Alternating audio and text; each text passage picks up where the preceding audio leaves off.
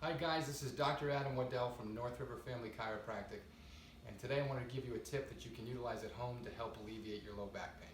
So during the day, either we're sitting all day, we're doing physical labor, but we're bent forward. And if we use the model of the spine, you can see what's happening as they're going forward like this. That puts an enormous amount of pressure on the front of the disc. It can send the discs backward. That can put pressure on the nerves, leading to pain, discomfort, even numbness and tingling like sciatica. Also, we can get that strain in the low back muscles and tendons. So I'm going to encourage you to do what we call a 90-90 simple passive exercise. The idea is that you're going to get your back on the ground and open up those areas to let the discs settle and let the muscles relax. So this is what it looks like. When you get home, you're going to find a chair, you're going to put your feet up like this, and you get 90 degrees at your knees, and you can see 90 degrees at my hips.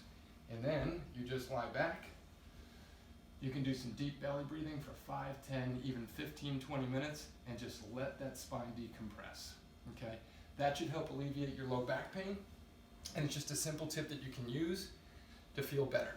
Now, if you found this video informative, or if you want to find out how we can be more helpful in the office, I want you to click the link below, the Learn More button. And if you know someone that's suffering from low back discomfort or pain, tag them in the video, share the video, and as always at North River Family Chiropractic, we want to help you take back your health naturally and holistically. We hope to see you in the office.